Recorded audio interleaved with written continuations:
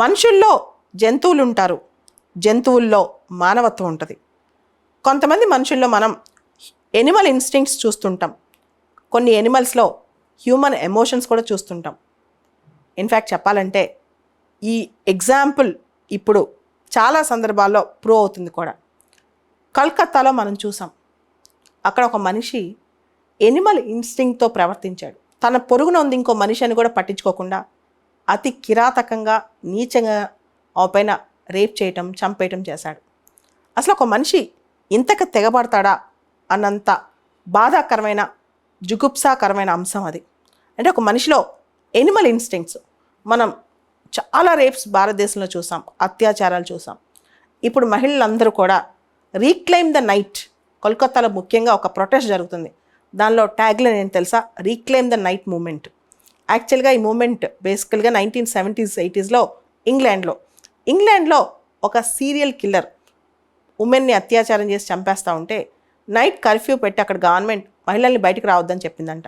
దాంతో అమ్మాయిలందరూ బయటకు వచ్చి నైట్ సేఫ్టీ అనేది మాకు చాలా ఇంపార్టెంట్, మమ్మల్ని బయటకు రావద్దంటే ఎలా, మేము రావాలి, మేము పని చేసుకోవాలి, అవసరమైతే మెన్ పైన కర్ఫ్యూ పెట్టండి, మా పైన కాదు అని చెప్పారంట. అంటే ఉమెన్ సేఫ్టీ, నైట్ టైం కూడా ఎక్కడికి వెళ్ళినా భద్రత అనేది మా హక్కు. రీక్లెయిమ్ ద నైట్, మా సేఫ్టీ మాకు కావాలి, మేము బయటకు వచ్చి మా పనులు మేము చేసుకోగలగాలని చెప్పి ఒక ఉద్యమం అది. దాన్నే రీక్లెయిమ్ ద నైట్ అంటాం. సో ఒక పక్క ఇలాంటి సంఘటనలు జరుగుతుంటే ఇంకొక పక్క ఎనిమల్స్లో హ్యూమన్ ఎమోషన్స్ కనిపిస్తున్నాయి. ఇన్ఫ్యాక్ట్ ఇతర జీవుల్లో కూడా మనిషిలాగా కన్నీరు కారుస్తున్నాయి. ఇతర జీవులు మనుషుల్లాగా మనసు చూపిస్తున్నాయి. ఎక్కడది? ఆ మానవత్వం ఎక్కడ కనిపించింది? కేరళలో వాయనాడ్ ఎపిసోడ్ మనకు తెలుసు. వాయనాడ్లో కొండ చర్యలు విరిగిపడి మనుషులు చనిపోయారు, వందల సంఖ్యలో చనిపోయారు. ముఖ్యంగా చూరమల, మందుకై ప్రాంతాల్లో. చూరమల అనే ఒక ఎత్తైన ప్రాంతంలో ఇళ్ళన్నీ కొట్టుకుపోతున్నాయి, వరదలు వచ్చాయి, ఒకటేసారి ఉధృతంగా నీళ్ళు వచ్చాయి. దానిలో ఒక పేద కుటుంబం వాళ్ళ ఇల్లు కొట్టుకుపోతుంటే భయపడిపోయి ఆ కుటుంబం అక్కడ దగ్గరలో ఉన్న కొండపైకి ఎక్కిందంట, తలదాచుకోవడానికి, బ్రతుకు నిలబెట్టుకోవడానికి. ఆ టైంలో కొండపైన ఎక్కిన సమయంలో ఒక ఏనుగుల గుంపు కనిపించిందంట. దాంతో ఆ ఇంట్లో ఉన్న పెద్దావిడ సుజాత అని చెప్పి ఏనుగులకు దండం పెట్టి ఒక మాట చెప్పిందంట, మేము ఇక్కడికి ప్రాణరక్షణ కోసం వచ్చాం, చుట్టుపక్కల పరిస్థితి ఏం బాగాలేదు, మమ్మల్ని ఏమీ చేయొద్దు అని చెప్పి. ఆ ఏనుగుల గుంపు అక్కడే ఉండి ఆ మనుషుల్ని ప్రొటెక్ట్ చేశాయంట. తెల్లారాక ఆ మహిళ ఏనుగుల కళ్ళల్లోకి చూస్తే ఏనుగు కళ్ళలోంచి నీళ్ళు వస్తూ ఉన్నాయంట, మనసు కరిగి.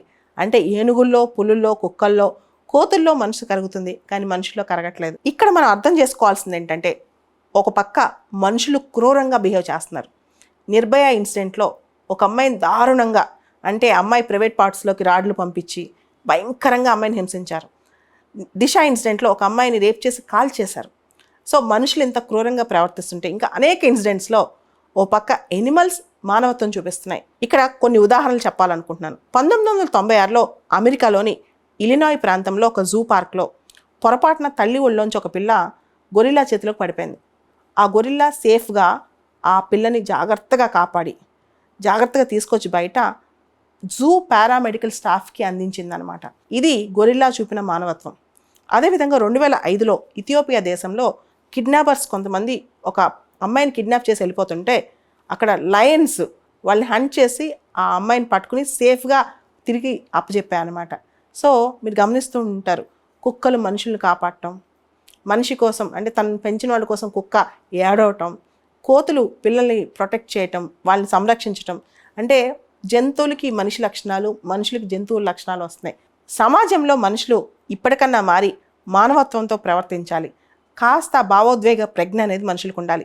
Humans are sentient beings. వాళ్ళకి ఫీలింగ్ పార్ట్, ఒక మనిషికి ఒక పెయిన్ కానీ ఒక హ్యాపీనెస్ కానీ ఆ ఫీలింగ్, ఆ మెమొరీ జీవితాంతం ఉంటుంది. కొన్ని జంతువులు అది ఉండదు, కానీ వాళ్ళకి టెంపరీగా ఆ ఫీలింగ్ కూడా, ఆ ఎమోషన్ కూడా ఆ జంతువులు చూపిస్తున్నాయి బయటికి, కానీ మనుషులు చూపించలేకపోతారు.